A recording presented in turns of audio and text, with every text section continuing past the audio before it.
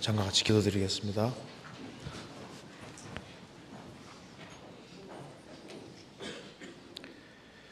자비로우신 우리 아버지 하나님 감사합니다. 오늘도 저희들을 한자리에 불러 모아주시고 살아계신 하나님의 말씀을 배울 수 있게 해주신 것을 감사합니다. 하나님의 말씀으로 우리 영혼을 환하게 비춰주시고 또 우리 마음속에 의문되는 여러 가지 것들을 풀어주시고 이 말씀이 주의 성령님의 도우심으로 영혼 깊이 새겨질 수 있도록 역사해 주시고 도와주시옵소서. 주님 안에서 열매 맺는 삶을 살 수 있도록 우리의 삶을 더욱 다스려 주옵소서. 주의 크신 은혜와 능력이 아니면 이 세상에서 힘있게 살 수 없는 줄 압니다. 주님 앞에서는 그날까지 항상 크신 은혜와 사랑으로 함께해 주시고 도와주시옵소서. 특별히 해외 선교하는 그 모든 발걸음에 주님이 함께해 주시고 주의 역사와 능력을 더욱 나타내 주옵소서. 그리고 우리가 접촉하는 사람들을 주의 품으로 인도할 수 있도록 더욱 담대한 마음을 주시고 또 주님께서 맡기신 사명을 잘 감당할 수 있도록 더욱 도와주시옵소서. 오늘 이 시간 우리에게 필요한 말씀을 주시고 신앙에 크게 도움이 될 수 있도록 도와주시옵소서. 주 예수 그리스도 이름으로 기도하옵나이다. 아멘. 성경 시편 84편 찾으시겠습니다. 시편 84편입니다.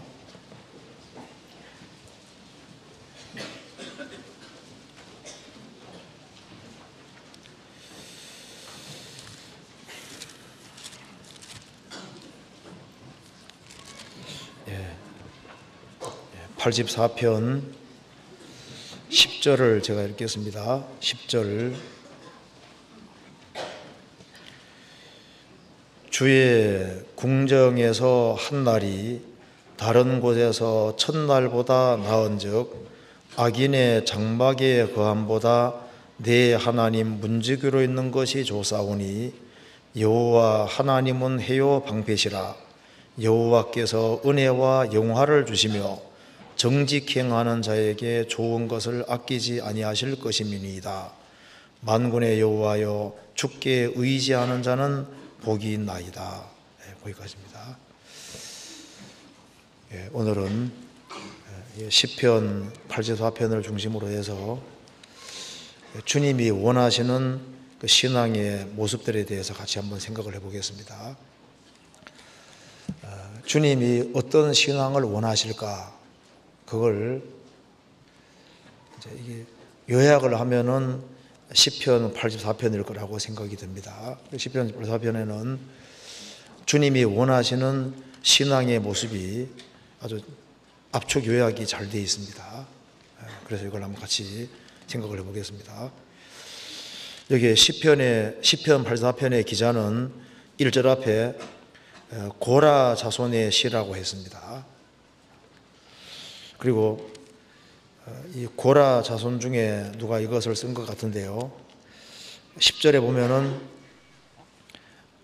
주의 궁정에서 한 날이 다른 곳에서 첫날보다 나은즉 악인의 장막의 거함보다 내 하나님 문지기로 있는 게 좋사오니.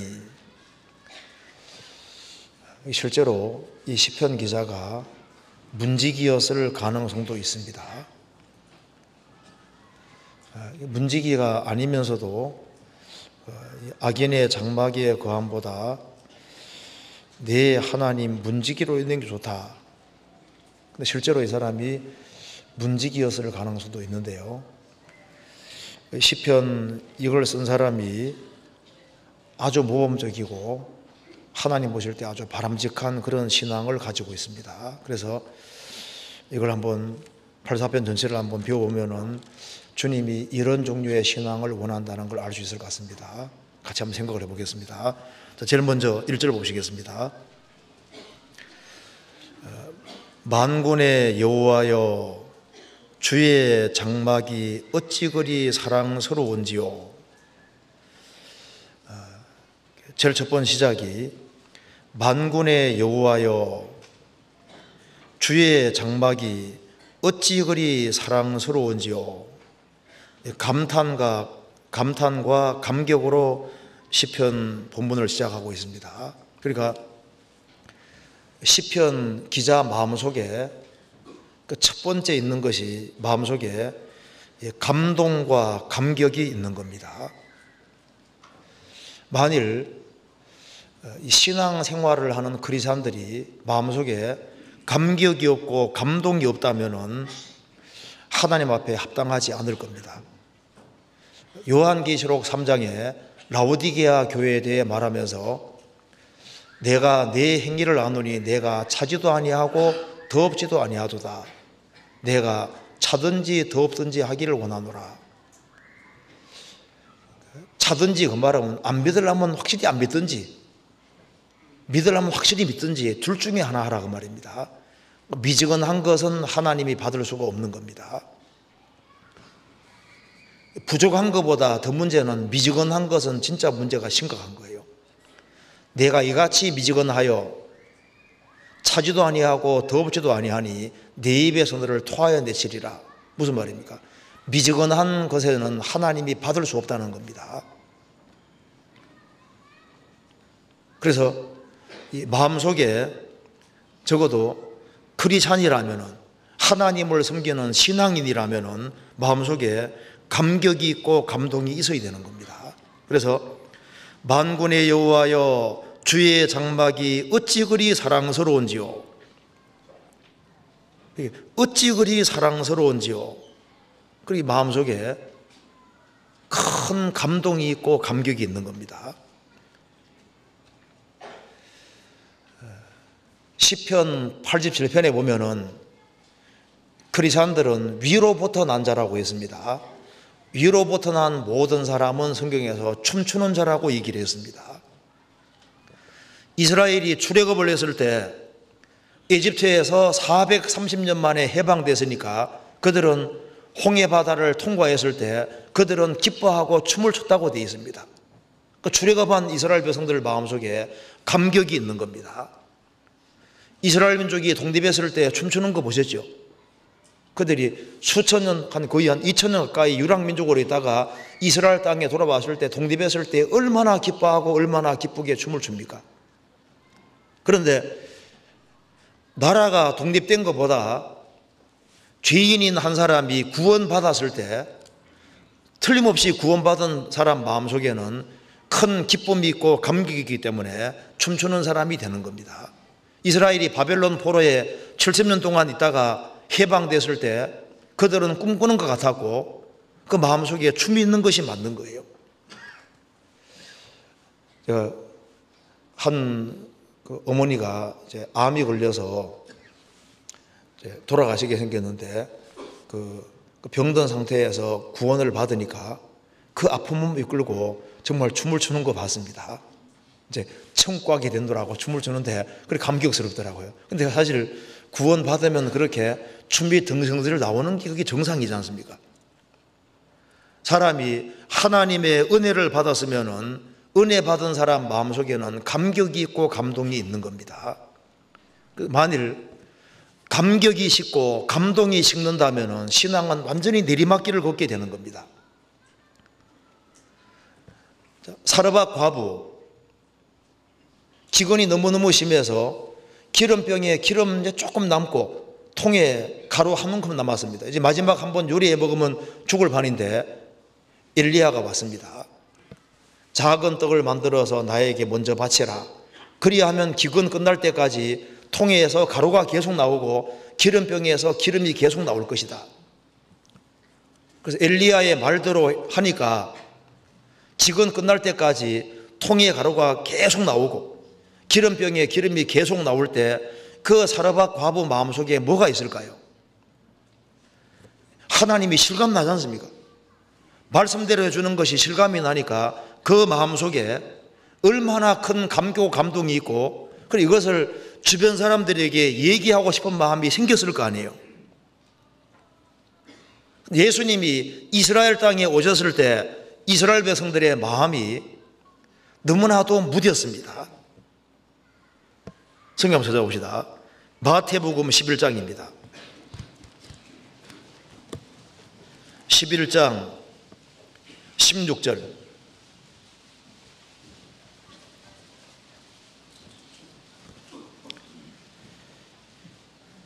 이 세대를 무엇으로 비유할꼬? 비유컨대 아이들이 장터에 앉아 제 동물을 불러 가로되 우리가 너희를 향하여 피리를 불어도 너희가 춤추지 않고 우리가 애곡하여도 너희가 가슴을 치지 아니하였다함과 같도다.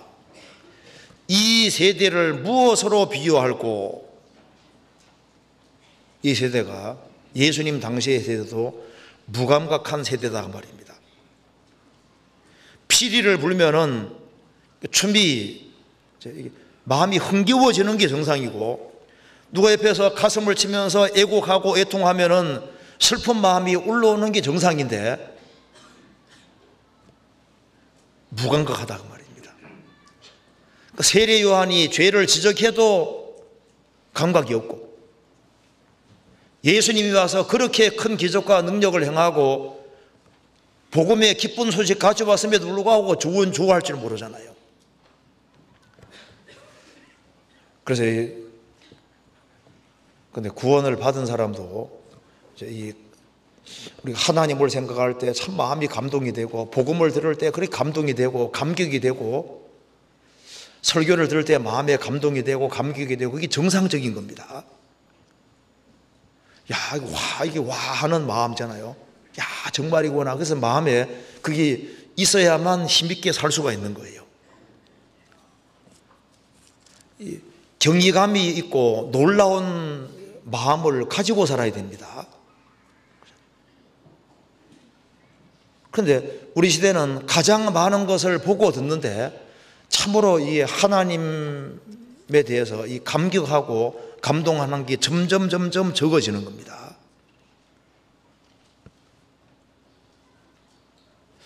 그래서 우리가 시편 84편에 나와 있는 말씀대로 제일 첫 번째 필요한 것이 감격을 하고 감동을 느끼는, 그것이 내 마음속에 얼만큼 있느냐, 이걸 한번 잘 생각해 볼 필요가 있습니다. 내가 무엇을 가지고 놀라냐 그 말입니다. 내가 주로 놀라는 것이 뭐냐, 놀라는 것이 없냐 그 말입니다.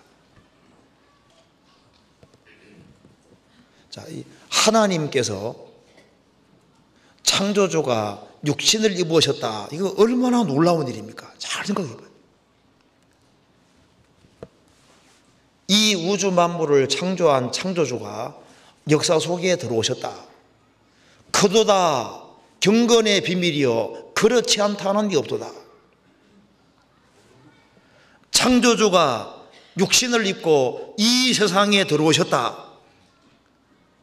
태초에 말씀이 계시니라. 이 말씀은 곧 하나님이시니라. 말씀이 육신이 되어 우리 가운데 거하시며, 하나님이 육신이 되어서 우리 가운데 거하셨다.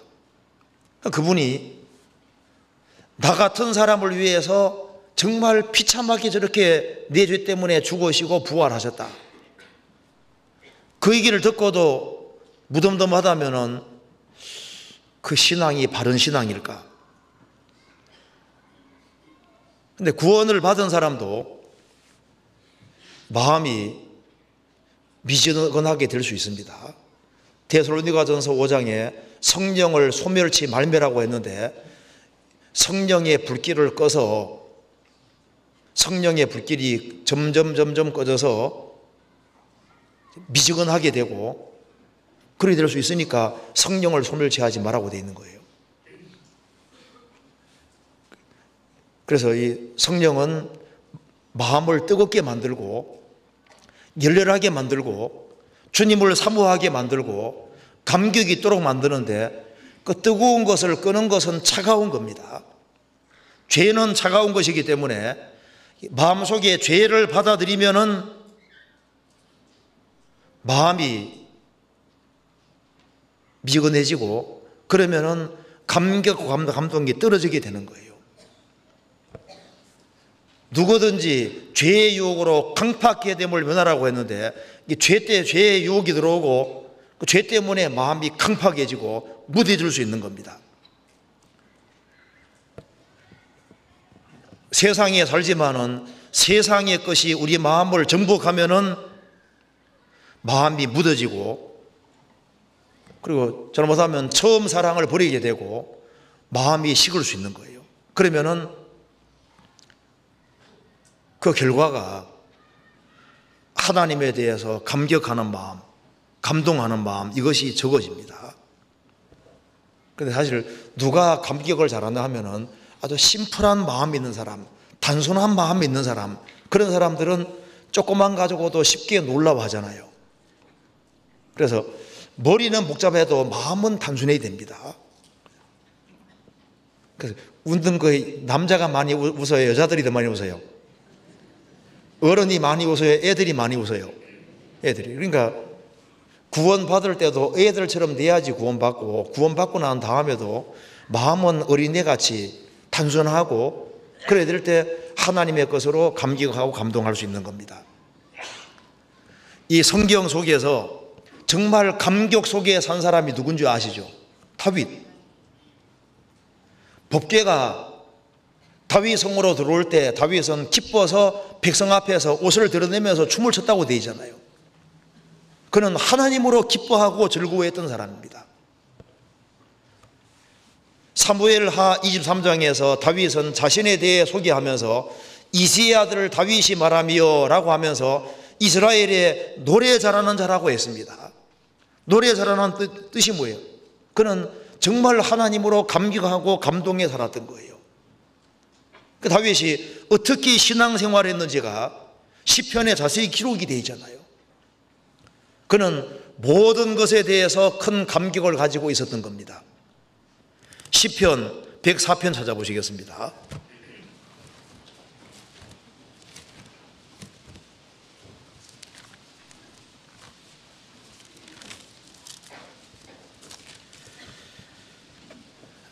(104편) 24절입니다.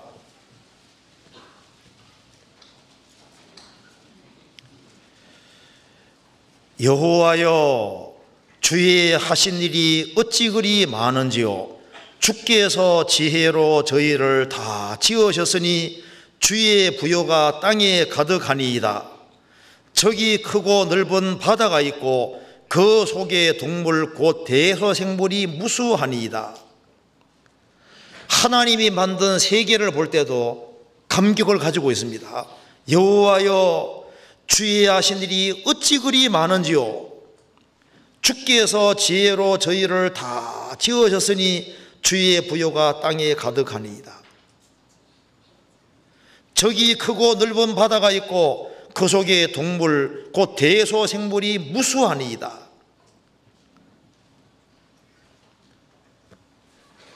태양이 무척 크잖아요. 이 태양 속에 지구를 집어넣으면 지구가 한 100만 개 들어갈 수 있다고 합니다. 그 말만 들어도 엄청나잖아요. 야, 세상에 그 큰 태양을 하나님 만드셨는데 태양보다 더 큰 것들이 얼마든지 있습니다. 이 우주를 보면은 입이 딱 벌어지게 되는 거예요. 세상에 이렇게 큰 우주를 만들었다는 걸 생각하면 정말 엄청나잖아요.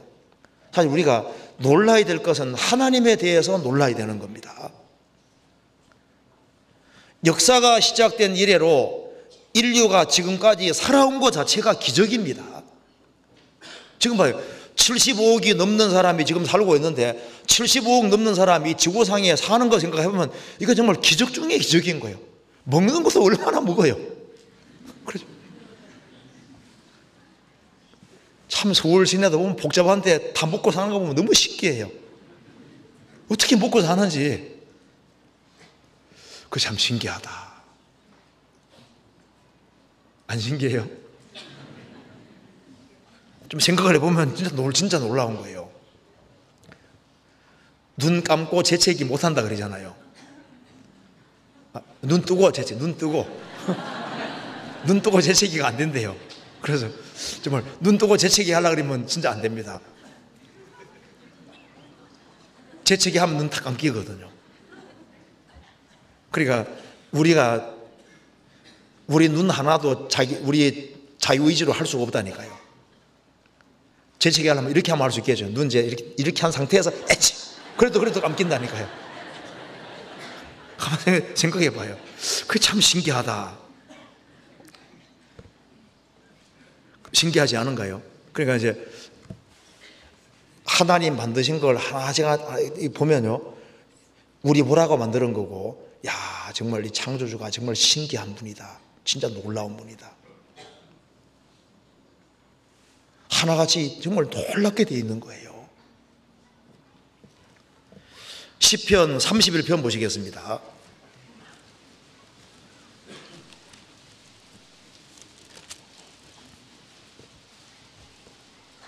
19절.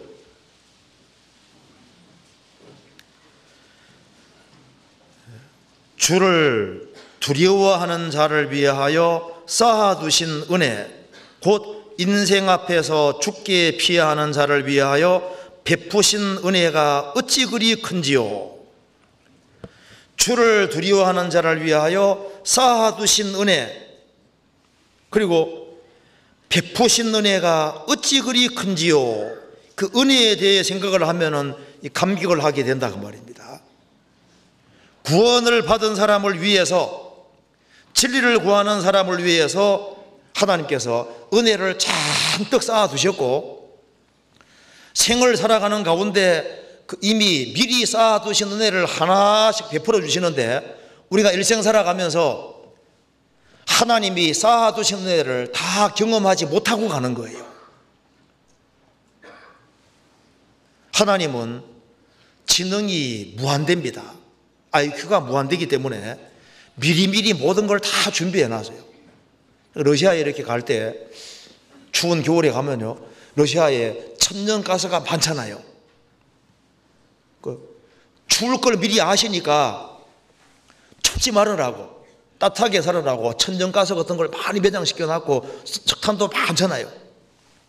사우디아라비아 같은 데는 그 사막 지역이니까 먹고 살기 힘들 테니까 석유라도 많이 매장해놔야지 먹고 살 거 아니에요. 그러니까 석유 같은 게 딱 매장되어 있고, 보면은요, 이게 미리미리 계획을 다 세우신 겁니다. 자동차가 많이 필요할 줄 아시니까, 연료가 필요할 줄 아시니까 하나님이 벌써 땅속에다가 석유를 많이 매장시켜 놓고, 석탄도 매장시켜 놓고 미리 다 해놓은 거예요. 무슨 병이 생길 줄 아시니까 약도 미리 다 준비해 놓고. 그러니까 하나님은 미리 준비하시고 예비하시는 하나님이시고, 출애굽하는 이스라엘 백성들을 위해서 이미 모세도 준비하셨고, 이스라엘 민족이 출애굽하면은 들어갈 가나안 땅도 미리 준비해 놨잖아요.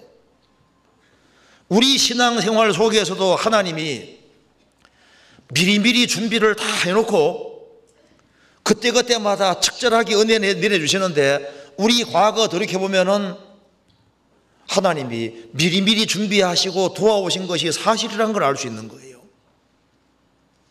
그래서 주를 두려워하는 자를 위하여 쌓아두신 은혜, 쌓아두시고 베푸신 은혜가 어찌 그리 큰지요. 시편 8편에 보시겠습니다. 1절.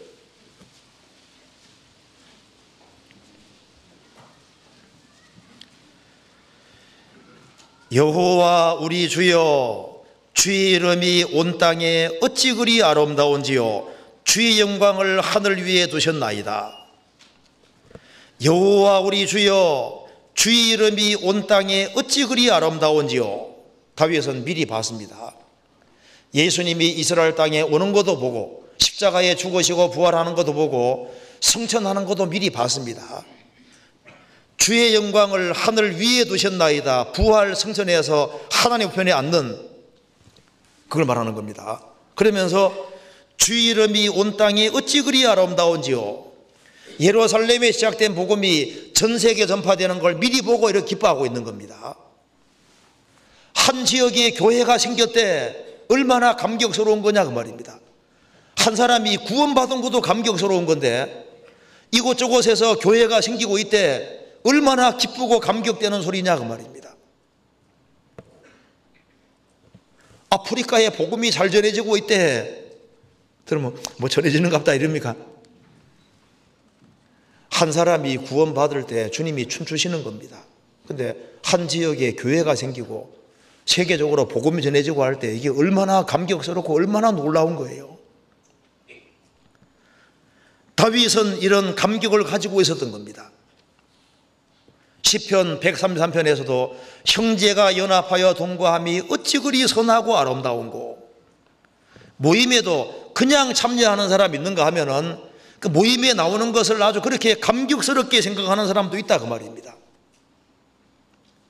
그리고 신앙생활을 잘하는 사람을 위해서 주님이 얼마나 많은 것을 준비해 놨습니까?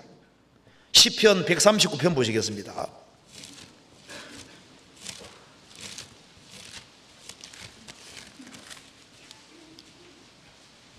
17절.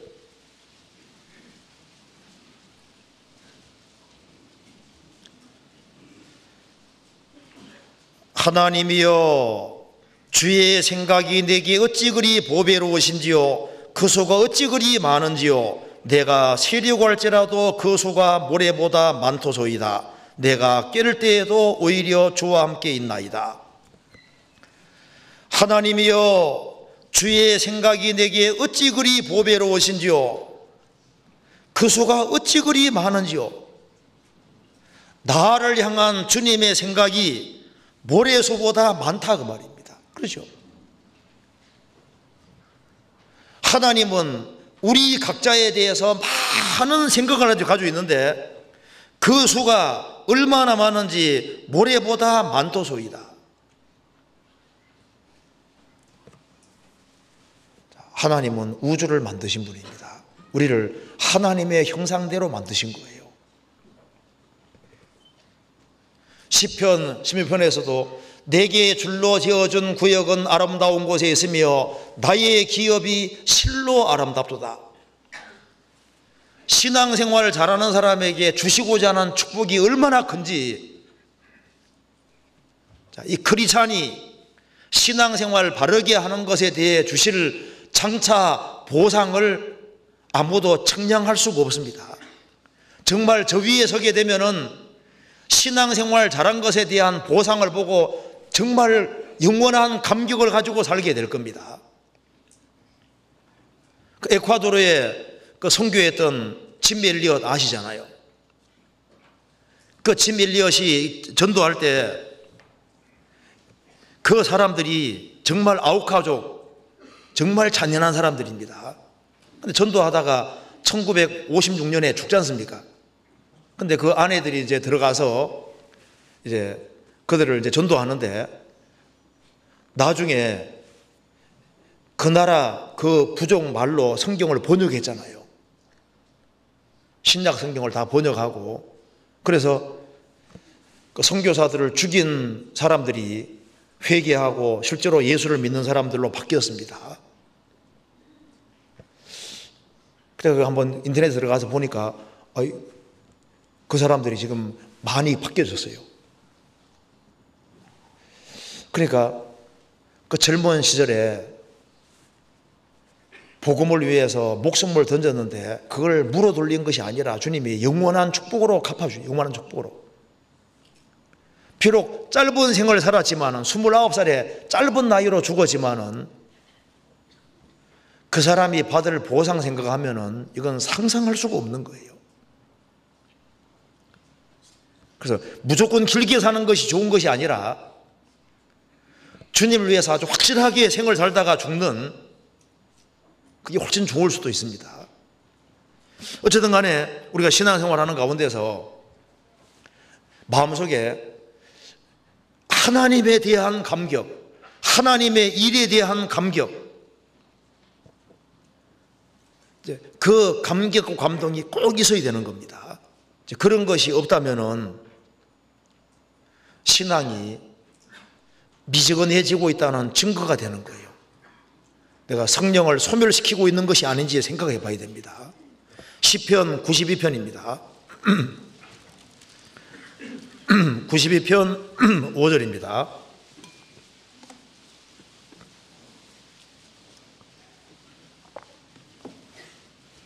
5절.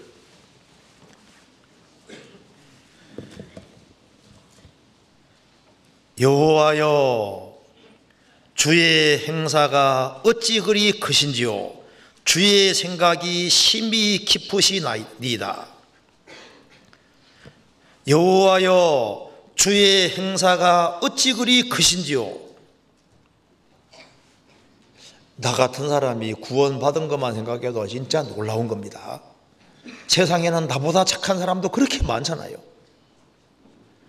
훌륭한 일을 많이 하는 사람도 많습니다.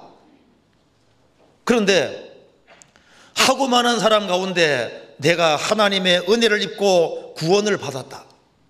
그리고 신앙생활을 지금 하고 있다. 이 기적이잖아요. 기적입니다. 그리고 우리가 살아계신 하나님의 말씀을 직접 배울 수 있다는 것은 이건 놀라운 거예요. 시편 17편에 이 하나님 말씀을 주의 입술의 말씀이라고 했습니다. 주의 입에서 직접 나온 말씀인데 창조주가 와서 얘기해도 이 성경하고 똑같은 얘기를 똑같이 하시는 거예요. 그렇지 않습니까? 우리는 정답을 배우고 있다는 이건 정말 놀라운 거예요. 이 혼란스러운 세상 속에서 확실한 정답을 가지고 있고 절대자가 한 말씀을 직접 배울 수 있다. 이건 얼마나 놀라운 겁니까? 이사야 9장 6절에 예수님을 가리켜서 기묘자라고 했습니다. 놀라운 분이다. 이는 한 아기가 우리에게 낳고 한 아들을 우리에게 주신 바 되었는데 그 어깨에는 정사를 메었고 그 이름은 기묘자라, 모사라, 전능하신 하나님이라, 영존하시는 아버지라, 평강의 왕이라 할 것입니다. 예수님의 이름이 나와 있는데 그 중에 하나가 기묘자라. 그분은 놀라운 분이다 그 말입니다. 그 놀라운 구세주가 내 속에 들어왔다 그 말입니다.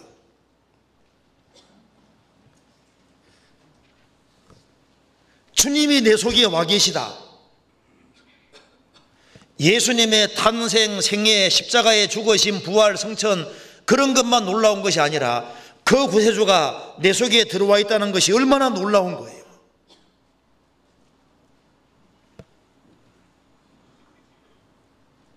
그래서 내 속에 들어왔으니까 주님이 내 속에 작업하셔서 조금 바꿔주시는 겁니다. 계속해서.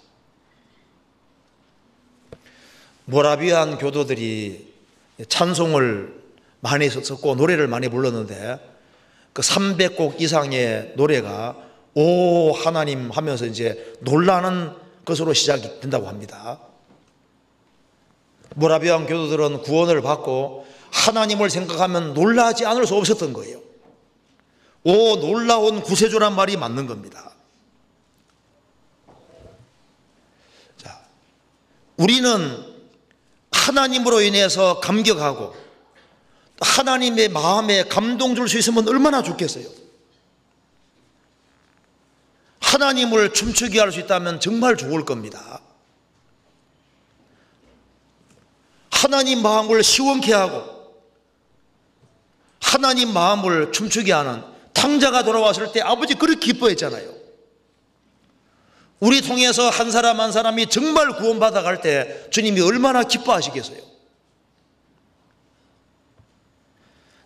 시편 84편 다시 보시겠습니다. 그래서 여기에 첫 번째 주님이 원하시는 신앙의 모습은 마음에 감격이 있고 감동이 있는 겁니다. 두 번째 84편 2절 보시겠습니다.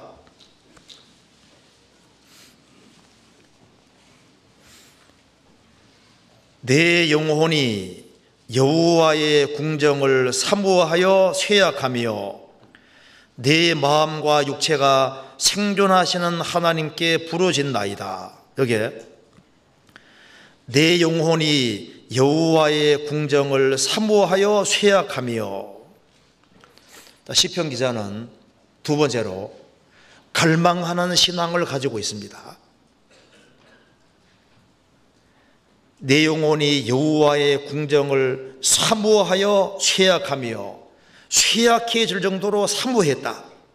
그는 하나님에 대한 감격이 있을 뿐 아니라 하나님을 더 가까이 하고자 하는 그 간절한 갈망, 열망이 있는 겁니다. 누가 떡의 가치를 알까요? 화학자가 아니라 배고픈 사람이 떡의 가치를 압니다. 갈망하는 마음이 있는 그런 사람을 하나님이 채워주시는 거예요. 사슴이 시냇물을 찾기에 갈급한 것 같이 내 영혼이 하나님을 찾기에 갈급하니이다. 그 말씀대로 사슴이 시냇물을 찾기에 그 갈급하는 것처럼 하나님을 찾기에 갈급하는, 그래서 하나님에 대한 갈망, 하나님을 더 알고자 하는 그 열망, 그것이 있어야 됩니다. 내가 생을 살아가면서 무엇을 간절히 사모하고 갈망할까? 사모하는 쪽으로 인생은 가게 되어 있는 거예요. 내가 뭘 사모하냐 그 말입니다. 시편 63편 보시겠습니다. 시편 63편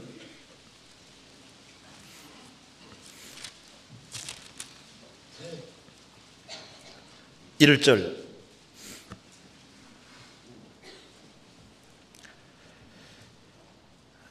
하나님이여 주는 나의 하나님이시라. 내가 간절히 주를 찾되 물이 없어 마르고 곰핍한 땅에서 내 영혼이 주를 갈망하며 내 육체가 주를 앙모하나이다.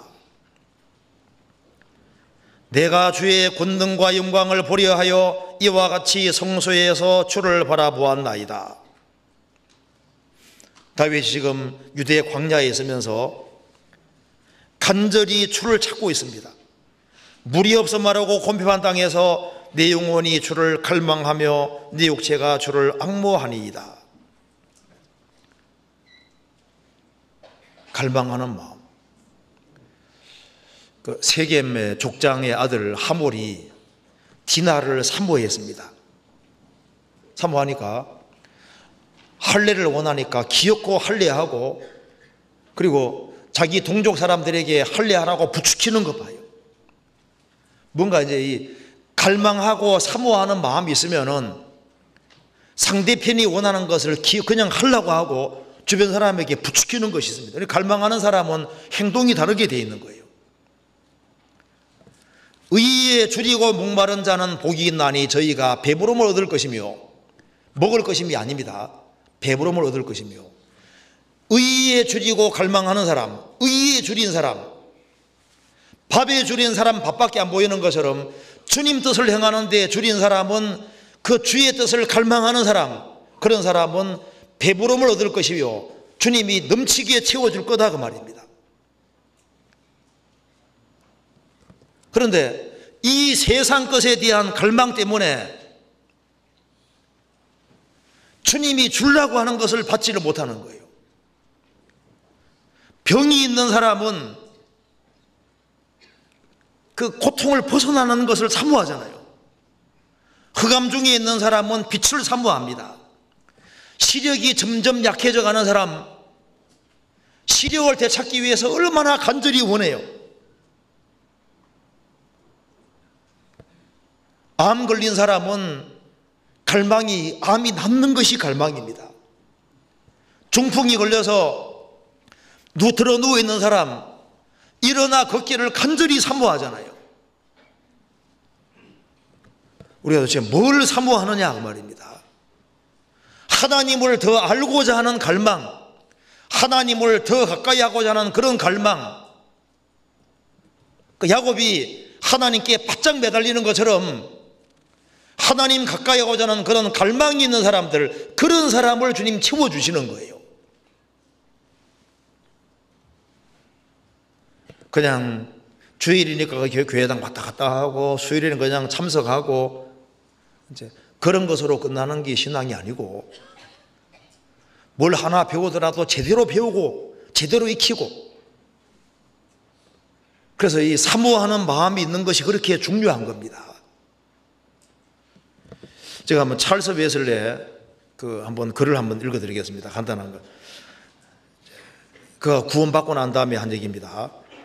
당신이 주님이 벗어나기 위해 아무리 힘쓴다 할지라도 나는 내가 잡은 것을 절대로 놓지 않겠나이다. 주님이 나를 위해 죽은 바로 그 사람입니까? 당신의 사랑의 신비를 알려줘서 당신의 이름을, 주님 이름을, 주님의 본질을 알 때까지 씨름해서라도 나는 당신을 보내지 않겠나이다. 야곱하고 마음이 똑같잖아요. 내게 축복해 줄 때까지는 내가 놓지 않겠나이다. 축복에 대한 갈망, 주님에 대한 그 간절한 갈망. 야곱이 장자 명분을 사모했습니다. 그러니까 주님 차지하겠잖아요. 왜 성경에 동방박사들이 기록되어 있을까요? 그들은 굉장히 먼 곳에 아마 페르시아 쪽에 있었을 겁니다. 예수님이 탄생하셨을 때 정말 물 건너고 산 넘고 해서 꽤 오랜 시간이 걸려서 예루살렘까지 찾아왔는데 그들 마음속에 무엇이 있을까요? 그리스도에 대한 갈망이 있는 거예요. 그리스도를 경배하고자 하는 갈망, 사모하는 마음이 있으니까 그 주님이 축복해 주시고 기어코 만나게 도와주셨잖아요. 성경 열왕기상 10장에 스바 여왕 나옵니다. 이 에티오피아에서 예루살렘까지 1500km 정도 되는데 그 여왕이 어째서 그 먼 곳을 기어코 가냐 그 말입니다. 스바 여왕은 진리에 대한 갈망이 있는 갈망. 시편 143편 보시겠습니다.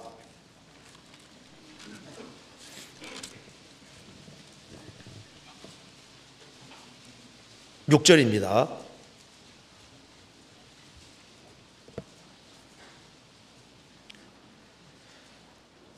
주를 향하여 손을 펴고 내 영혼이 마른 땅같이 주를 사모하나이다.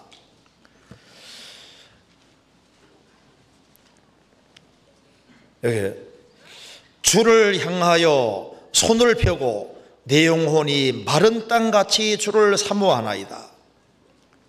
마른 땅이 비를 사모하듯이 내가 주를 사모하나이다. 예수님 공생의 당시에 누가 예수님과 접촉이 이루어졌을까요? 죄가 많을지라도 사모하는 사람은 만나 주셨잖아요. 사마리아 여자는 6번째 남편하고 살고 있지만은 진리를 찾고 갈망하는 마음이 있으니까 만나 주신 겁니다. 예수님이 왜 여리고를 지나가시냐 하냐면 거기에 삭개오가 기다리고 있는 거예요. 소경거지 바디메오가 기다리고 있는 겁니다.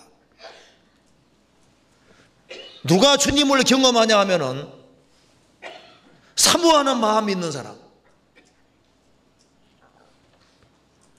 사모하는 마음이 있는 사람은 주님이 넘치게 채워주시는 거예요. 로마서 1장에 바울 사도는 내가 너희 보기를 심히 원한다. 바울 사도는 보지 못한 성도들에 대한 그 갈망이 있는 겁니다.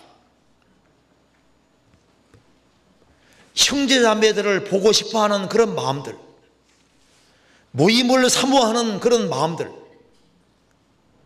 진리를 사모하고 하나님 말씀을 정말 사모하는 사람들, 그런 사람들 속에 크게 역사하시는 거예요. 우리가 해외에 가보면은 정말 사모하는 사람들, 한국보다 더 사모하는 사람들이 얼마든지 있습니다. 사모하는 마음 있는 곳에는 주님이 크게 역사해 주시는 거예요. 시편 다시 봅시다. 84편에 2절 내 영혼이 여호와의 궁정을 사모하여 쇠약하며 내 마음과 육체가 생존하시는 하나님께 부르짖나이다. 이게 부르짖는 신앙인의 모습을 보여주고 있습니다. 부르짖나이다. 그 간절한 마음이 있으니까 부르짖는 거예요. 그러니까 하나님의 도우심을 간절히 구한다 그 말입니다.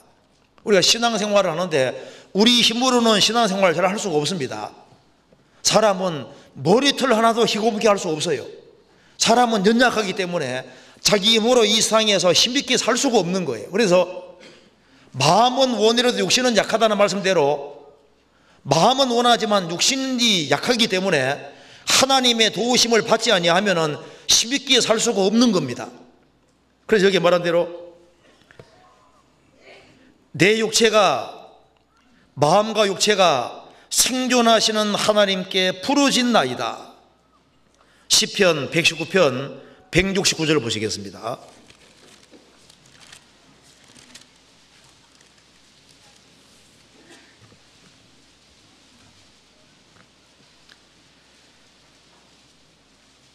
여호와여, 나의 부르짖음이 주의 앞에 이르게 하시고 주의 말씀대로 나를 깨닫게 하소서. 여호와여, 나의 부르짖음이 주의 앞에 이르게 하시고 주의 말씀대로 나를 깨닫게 하소서. 이스라엘이 에집트에서 간절히 부르짖었는데 부르짖음이 하나님께 상달하니까 출애굽 역사가 이루어집니다. 그래서 그 마음속에 중심에 진실하고 정말 간절하고 그러면 주님 앞까지 올라가는 거예요. 그럼 주님께서 거기에서 역사를 나타내 주시는 겁니다. 예레미야 33장 찾아봅시다. 예레미야 33장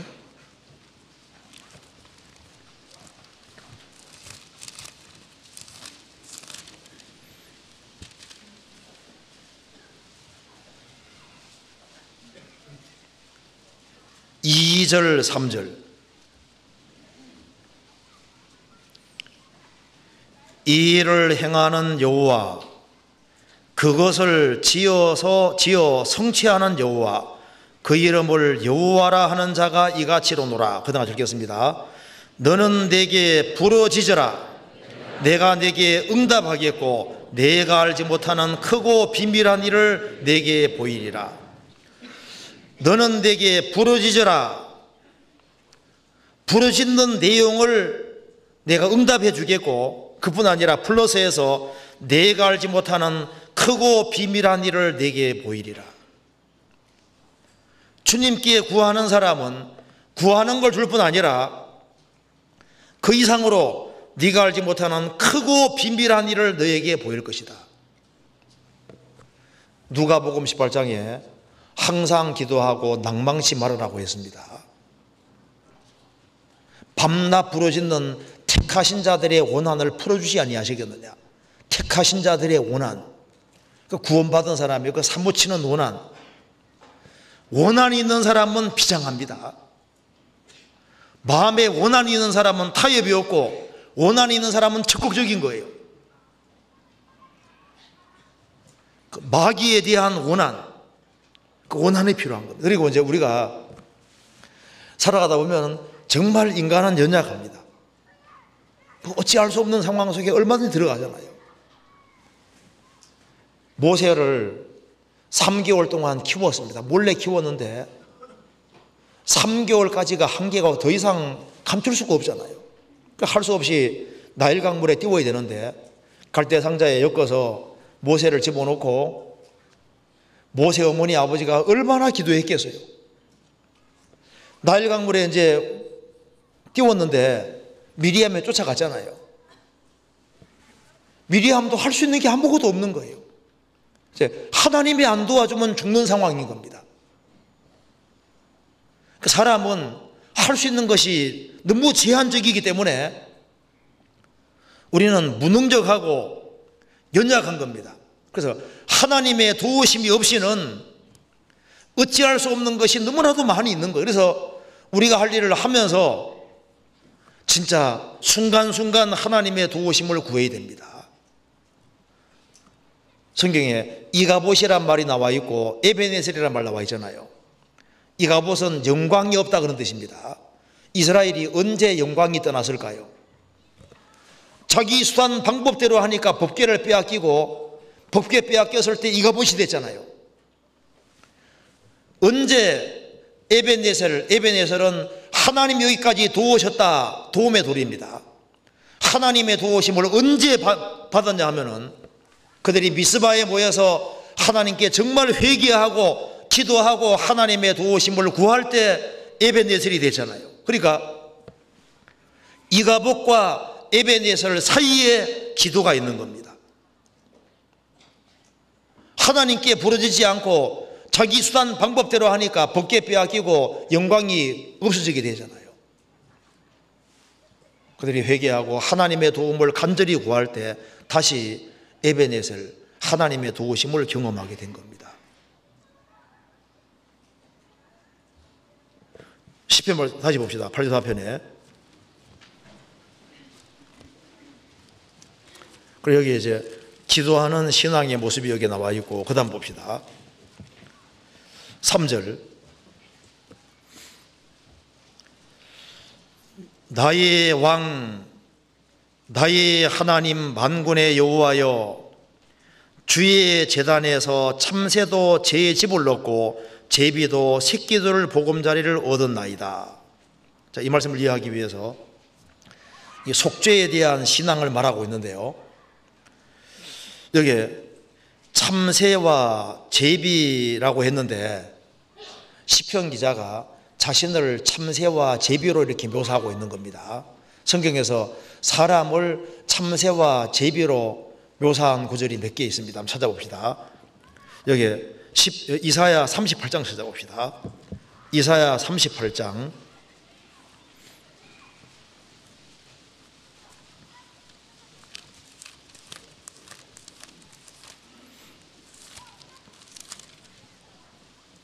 14절.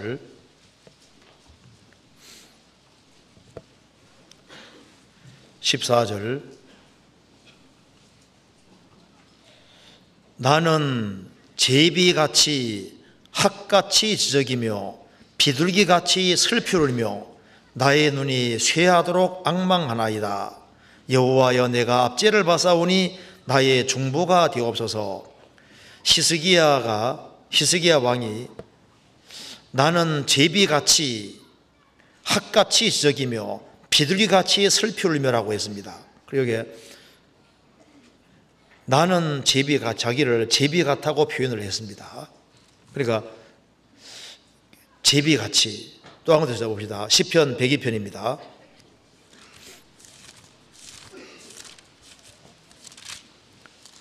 (102편) 6절입니다.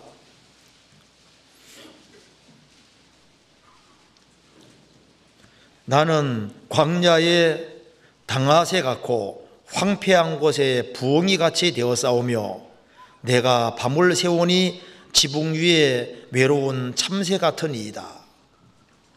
여기 제비와 참새 같다는 말은 겸손을 표현한 것이기도 합니다. 자기를 그렇게 초라하고 연약한 작은 존재로 표현을 하고 있는 겁니다. 그런데 이 시편 기자가 이렇게 얘기했습니다. 시편 84편 다시 봅시다. 84편에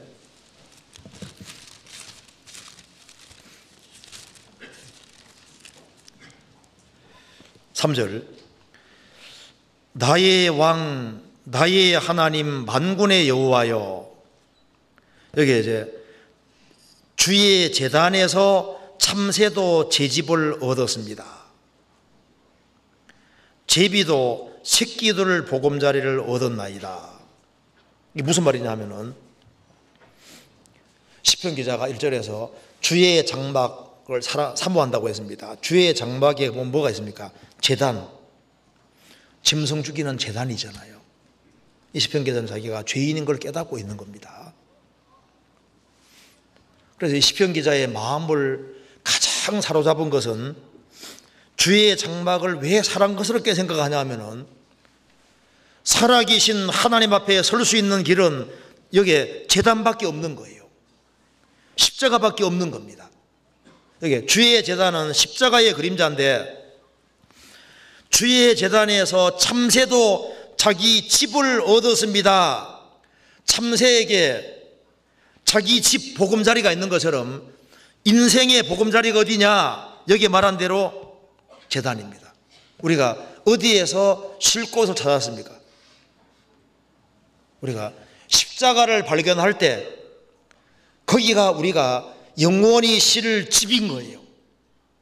그래서 이 그리스도의 십자가를 발견하기 전까지는 영혼의 안식은 없는 거예요. 참새에게 자기 집이 있는 것처럼 우리 연약한 인생에게 우리가 안식하고 쉴 집이 어디냐 그 말입니다. 주의 제단. 그리고 시편 기자는 자기뿐 아니라 제비도 새끼들을 보금자리를 얻었나이다. 참 신앙을 가진 사람은 제비에게 새끼가 있는 것처럼 구원받고 자녀들이 있으면은 자녀들이 어디에서 보금자리 들기를 원할까요? 십자가에서, 주의 제단. 그래서 주 예수를 믿으라. 그리하면 너와 내 집이 구원받으리라.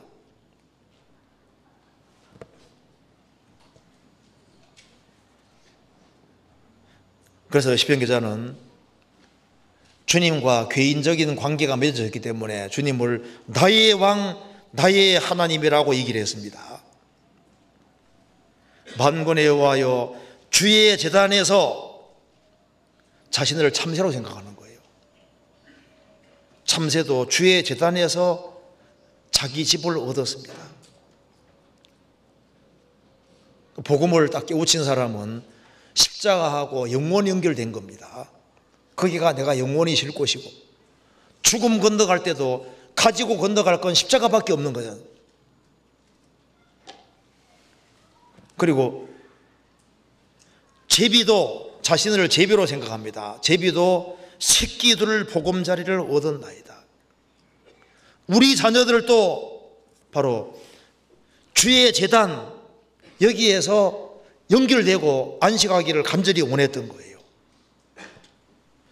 자, 노아가 방주 지으면서 얼마나 모독을 많이 받았겠습니까? 그런데 그가 정말 위로가 됐던 것은 너와 내 집은 방주로 들어가라. 자기 집안 식구가 같이 방주로 들어갈 때 얼마나 기쁘겠습니까? 성경 찾아봅시다. 시편, 여기 창세기 7장 찾아봅시다. 창세기 7장 1절입니다.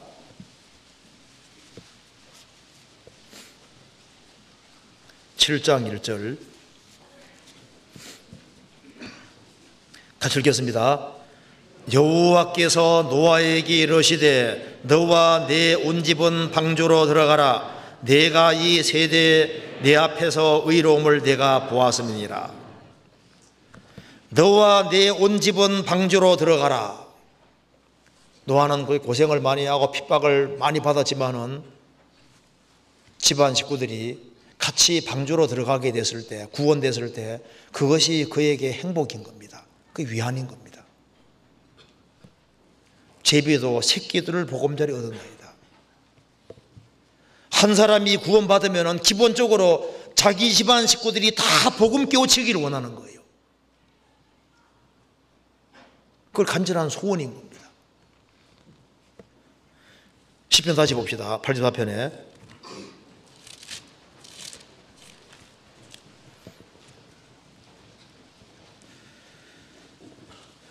4절 주의 집에 거하는 자가 복이 있나이다. 저희가 항상 주를 찬송하리이다. 주께 힘을 얻고 그 마음에 시온에 들어가 있는 자는 복이 있나이다. 6절에 5절에 주께 힘을 얻고, 자, 그래서 주님의 능력을 경험하는 신앙, 구원을 받았을 뿐 아니라 주께 힘을 얻고, 7절에도 저희는 힘을 얻고 더 얻어 나아가, 이 말대로 주님이 내게 힘을 주신다는 것을 경험하고 산다는 것은 이건 축복입니다.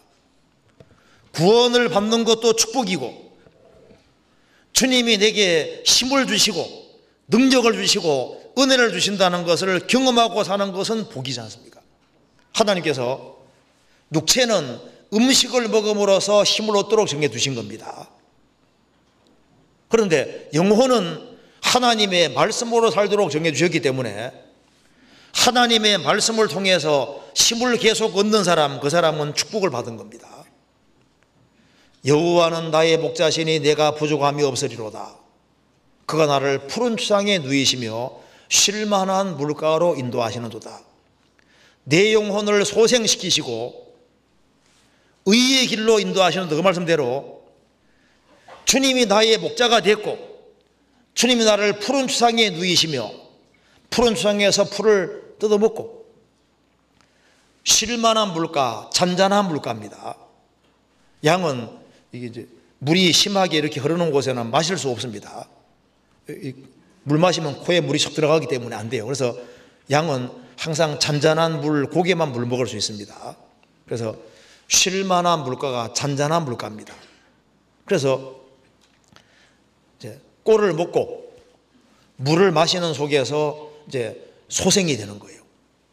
내 영혼을 소생시키시고 자기 이름을 위하여 의의 길로 인도하시는, 그러니까 주님이 이끌어 가실 때는 무조건 이끌어 가시는 것이 아니라 푸른 초장에 누이시며 푸른 초장에서 실컷 얻어먹게 하시고 주님이 주시는 물을 먹게 하시고 그 힘을 얻게 하셔서 이끌어 가시는데, 그래서 주님께로부터 공급을 받는 것을 경험하는 인생은 복이 있는 겁니다.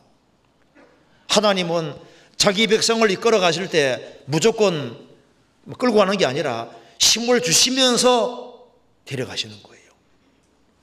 시편 29편 보시겠습니다.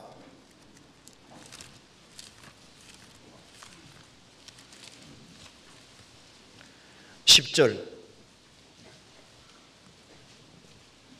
같이 읽어보겠습니다.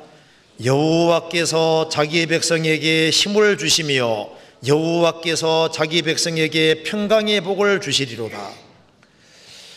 여호와께서 아무 백성이 아니라 자기 백성에게 힘을 주시며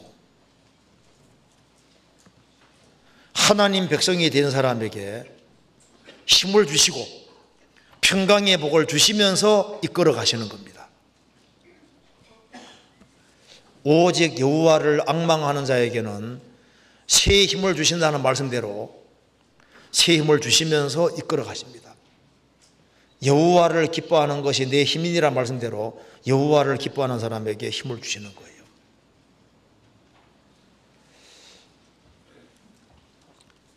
주님이 내게 힘을 정말 주시고 있을까? 그것을 내게 힘 주시는 것을 느끼고 사는 사람은 정말 축복입니다. 그렇잖아요. 다시 한번 봅시다. 84편에.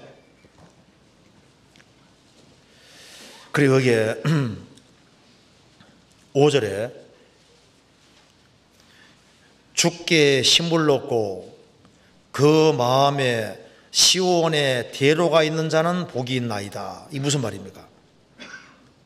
주님과 나 사이에 막힌 것이 없는 신앙 말하는 겁니다. 주께 힘을 얻고 그 마음에 시온의 대로가 있는 자는 복이 있나이다. 그러니까 하나님과 나 사이에 막힌 것이 없이 대로가 쫙 뚫린 사람, 막힌 것이 없는 사람, 그의 첩경을 평탄케 하라는 말씀대로 주님과 나 사이에 막힌 것이 없는 사람, 그런 사람은 주님께로부터 힘을 많이 받을 수 있는 겁니다. 어떤 사람은 주님 앞에 자존심을 너무 내세운데 그 자존심이 자기를 주님께로부터는 힘을 막는 게 있을 수 있습니다. 우리의 고집이 막는 것이 될 수도 있고 우리의 편견, 우리의 잘못들, 우리 마음속에 있는 우상들, 잘못된 이론들, 이런 것이 막는 것이 될 수 있습니다. 그래서 주님께 힘을 얻고 그 마음에 시온의 대로가 있는 자는 복이 있나이다. 자, 그러면은 여기에 정말 감격하는 신앙도 있고 감격도 하고, 그리고 여기에 주님을 사모도 하고 속죄신앙도 확실하고 주님께 부르짖고, 그리고 주님께 힘을 얻고 마음의 시온에 데려가 있는 것처럼 주님과 밀접한 관계 속에 살아간다고 할 때 어려움이 없느냐? 아니다 그 말입니다. 자, 6절 같이 읽읍시다. 저희는 눈물 골짜기로 통행할 때 그곳으로 많은 샘의 곳이 되게 하며 이른 비도 은택을 입히나이다. 이런 조건이 다 있다고 할지라도 눈물 골짜기는 피할 수 없는 거예요. 그래서 기꺼이 골짜기를 감수하는 신앙의 모습을 볼 수 있는 겁니다. 신앙생활을 아주 잘하고 주님을 아주 가까이 하고 주님께 힘을 얻고 살아가는 사람이 골짜기가 없느냐? 있다 그 말입니다. 저희는 눈물 골짜기로 통행할 때 박하 골짜기입니다. 주님을 모시고 감에도 불구하고 눈물 골짜기는 있는 거예요. 주님과 함께 하지만은 코스 속에 눈물 골짜기가 있습니다. 어려움의 골짜기가 있는 거예요. 사망이 음침한 골짜기가 있습니다.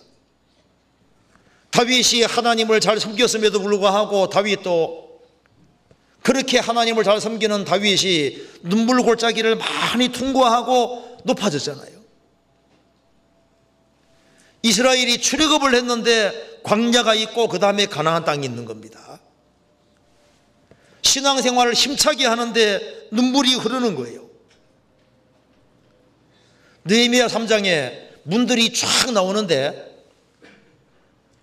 양문이 있고 음문이 있고 나중에 쭉 가면 만문이 있는데 그 사이에 골짜기 문이 있습니다.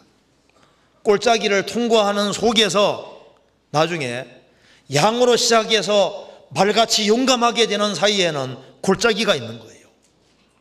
골짜기를 통과하게 되는 겁니다. 이거는 필연적인 코스입니다. 그래서 그럼 왜 하나님이 눈물 골짜기라는 걸 주시냐 하면은 6절에 저희는 눈물 골짜기로 통행할 때 그곳으로 많은 샘의 곳이 되게 하며 이른 비도 은택을 입히나이다. 이 속에서 신령한 체험이 이루어지는 거예요. 우리가 언제 하나님의 신령한 것을 경험했습니까? 말씀이 달콤하다는 걸 언제 체험했을까요? 하나님이 정말 선하시다는 걸 언제 체험했을까요? 눈물 골짜기 속에서.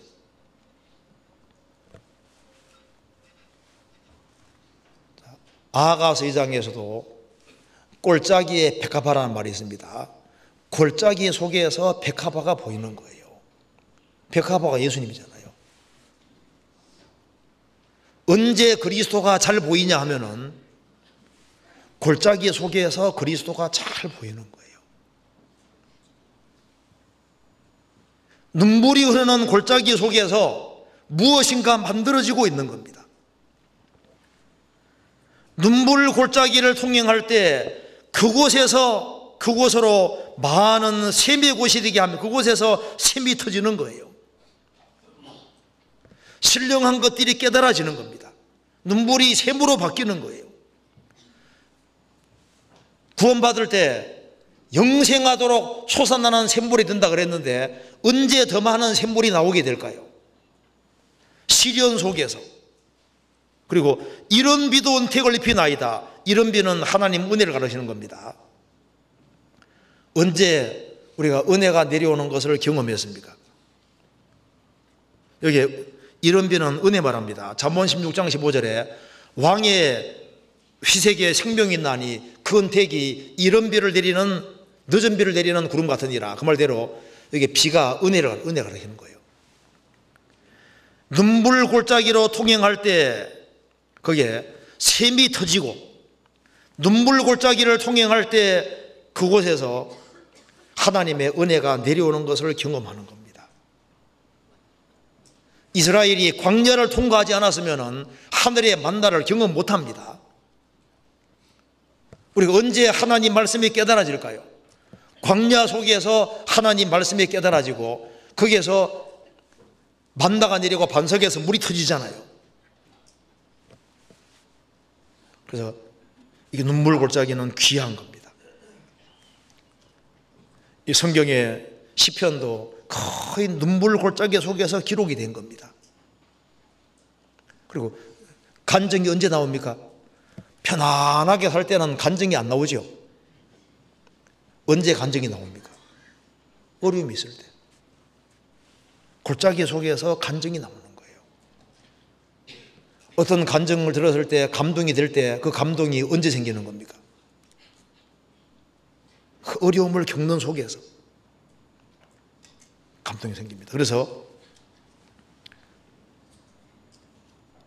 6절에 저희는 눈물 골짜기로 통행할 때 그것으로 많은 샘의 곳이 되게 하며 이런 비도 은택을 입히나이다. 이걸 보면은 참 신앙자, 참된 신앙을 가진 사람은 남모르게 흘리는 눈물들이 많이 있다 그 말입니다.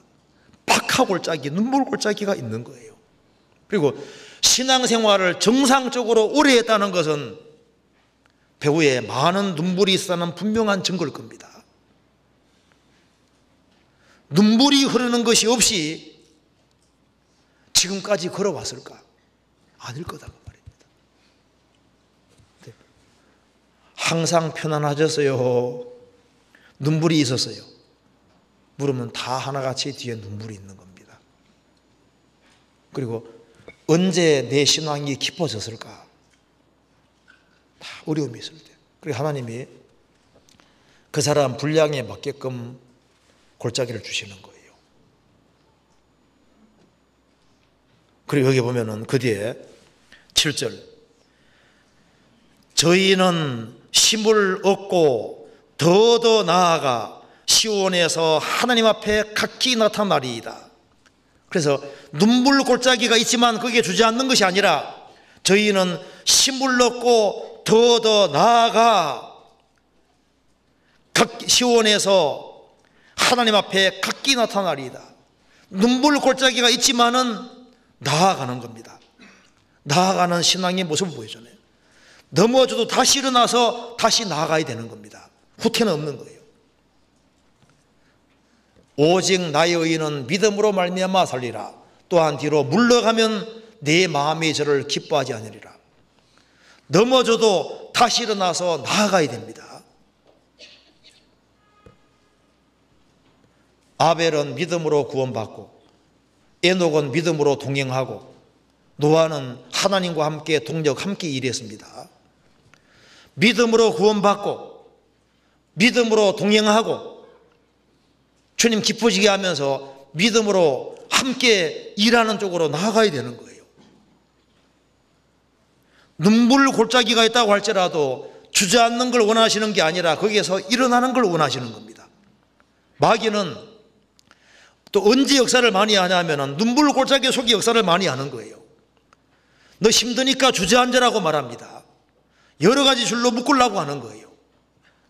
그런데 하나님 살아계시기 때문에 그 속에서 어려움이 주어지는 만큼 마귀도 역사하는 동시에 또 하나님도 강력히 역사하시기 때문에 그곳에서 샘이 터지고 은혜가 내려오고 그래서 다시 힘을 얻고 다시 나아가게 되는 겁니다. 신앙의 성공은 넘어지는 게 없는 게 아니에요. 넘어져도 다시 일어나는 겁니다. 일어나서 계속 나아가야 되는 거예요. 그리고 여기에 시편 84편 10절을 보시겠습니다. 이 시편 기자는 이렇게 말했습니다. 주의 궁정에서 한 날이 다른 곳에서 첫날보다 나은즉 악인의 장막의 거함보다 내 하나님 문지기로 있는 게 좋사오니. 주의 궁정에서 주님이 함께하는 곳, 그곳에서 문지기로 있더라도 문지기로 있는 게 낫다.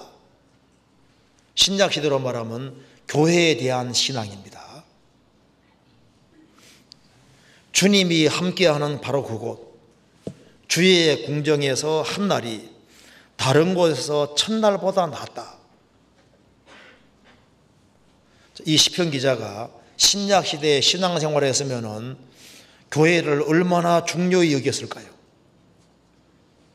그리고 주의 궁전, 주님과 함께하는 바로 그곳에서 하루가 다른 곳에서 첫날보다 낫다.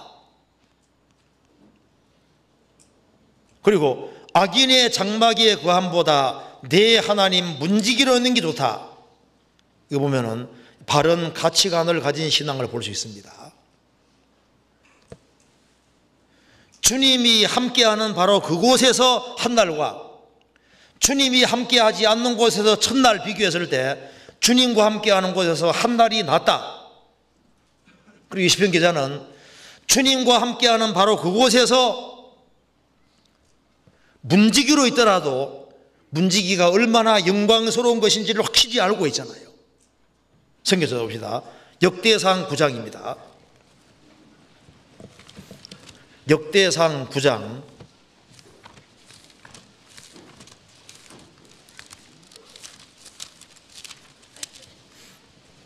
26절.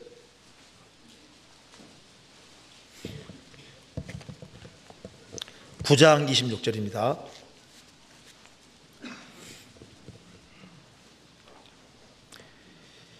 이는 문지기에 두목된 레위 사람 넷이 긴유한 직분을 맡아 하나님의 전 모든 방과 곳간을 지켰습니다. 저희는 하나님의 전을 맡은 직분이 있으므로 전 사면에 유하며 아침마다 문 여는 책임이 있었더라. 31절. 고라 자손 살룸의 장자 마띠레라 하는 레위 사람은 남비에 지지는 것을 맡았으며 또 그 형제 그와 자손 중에 어떤 자는 진설하는 떡을 맡아 안식일마다 준비하였더라. 여기 보면은 문 여는 책임 있는, 문을 열고 닫는 이것을 크게 생각하잖아요.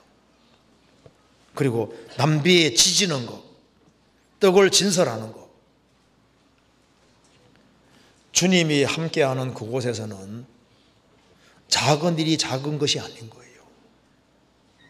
영광스러운 겁니다. 장관이 좋아요, 구역장이 좋아요? 장관이 좋아요, 조장이 좋아요? 요즘 막 대통령 서로 되려고 하는데 대통령이 좋아요, 교구장이 좋아요? 아이고. 이거 만물 위에 있는 교회에 주님이 함께하는 그곳에 있는 것만도 이거 영광스러운 겁니다. 아무나 성도가 될 수 있는 게 아니잖아요. 주님과 함께하는 곳에서 하루는 다른 곳 첫날보다 낫다. 확실한 바른 가치관 가지고 있는 겁니다. 적은 소득이 의를 겸하면은 많은 소득이 불의를 겸하는 것보다 낫다는 말씀대로 소득이 많아도 신앙생활 못하는 것보다는 신앙생활을 잘하는 편이 나은 겁니다. 소득이 적어도 신앙생활 잘하는 게 나은 거예요. 그리고 이 시편 기자는 진보하는 신앙의 모습을 보여주고 있습니다. 시편 84편 다시 봅시다. 84편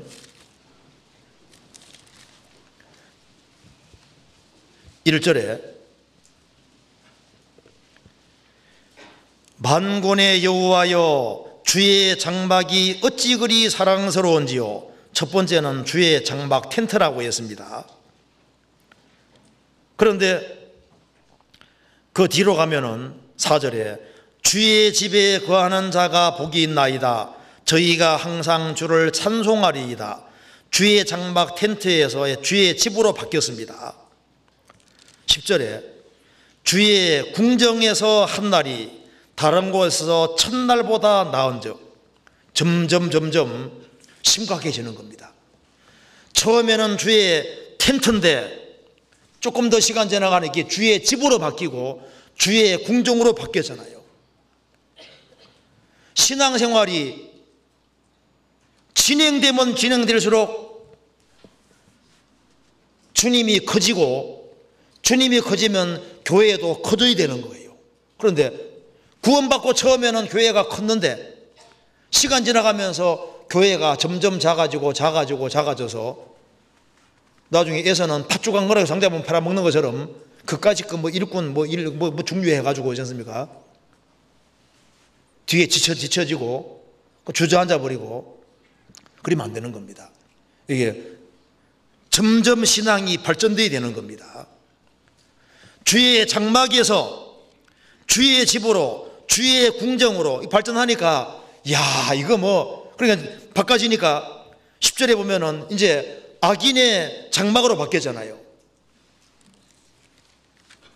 처음에는 주의 장막인데 이제 시간 지나가면은 세상의 온갖 것들이 텐트밖에 안 보이는 거예요.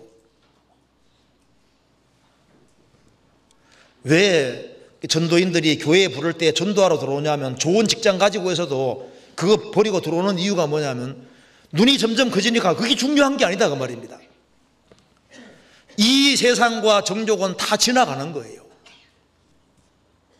남는 것은 주님 안에서 바르게 행한 것이 남는 겁니다. 그렇잖아요. 사회생활을 하지 말란 말이 아닙니다.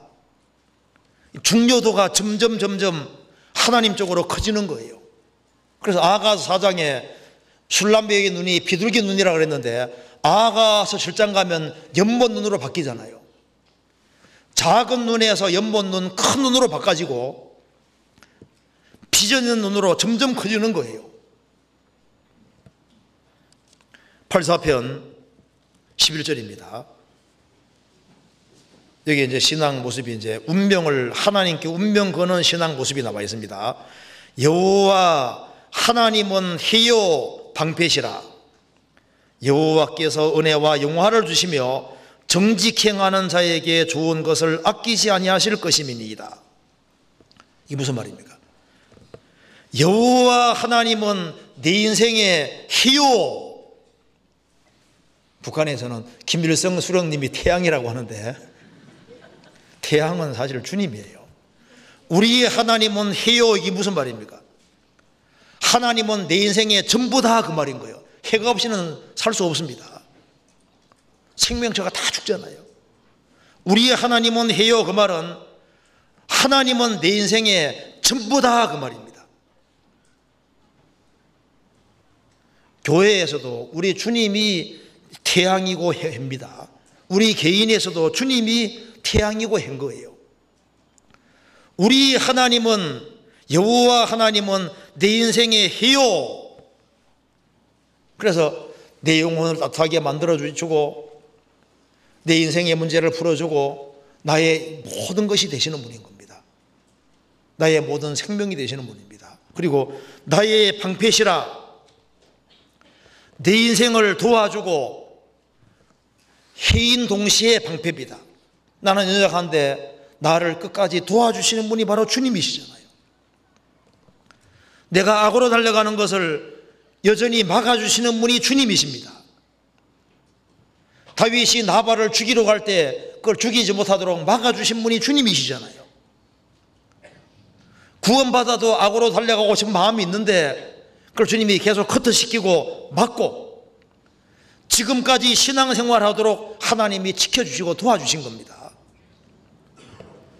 여호와 하나님은 해요 방패시라. 여호와께서 은혜와 영화를 주시며 정직행하는 자에게 좋은 것을 아끼지 아니하실 것임이니이다. 하나님은 우리에게 은혜를 주셨습니다. 나중에 영광도 주시는 분입니다. 여호와께서는 은혜와 영화를 주시며 정직행하는 자에게 좋은 것을 아끼지 아니하실 것입니다. 자기 아들을 아끼지 아니하고 우리 모든 사람을 위해 내어주신 바로 주님께서, 하나님께서 우리를 위해서 모든 것을 은사로 주지 아니하시겠느냐. 은사로 주시는 겁니다. 12절에 그래서 만군의 여호와여 주께 의지하는 자는 복이 있나이다. 인생은 하나님께 의지하고 살아야 되는 겁니다. 하나님이 복이시기 때문에 하나님께 의지하는 사람은 복이 있습니다. 하나님이 복이시니까 하나님께 가까이 하는 것이 복이고 하나님과 연결된 사람은 복인 거예요. 하나님은 복이신데 복되신 분이 세상에 오신 분이 바로 예수님이니까 예수님이 복이시고 주님이 내 속에 들어왔으면 나도 복덩어리가 된 겁니다. 구원받은 사람은 복인 거예요. 복. 아브라함이 복덩어리인 것처럼 우리도 복덩어리다 그 말입니다. 그래서 구원받은 사람이 다니는 것은 복이 다니는 것이 되는 거예요. 하나님께 의지하는 사람은 복이 있습니다. 그래서 하나님께 의지하는 사람은 복을 또 전해주는 사람이 될 수 있는 겁니다. 그러니까 여기에 시편 84편에는 주님이 원하시는 신앙의 모습이 여기 압축 요약되어 있습니다.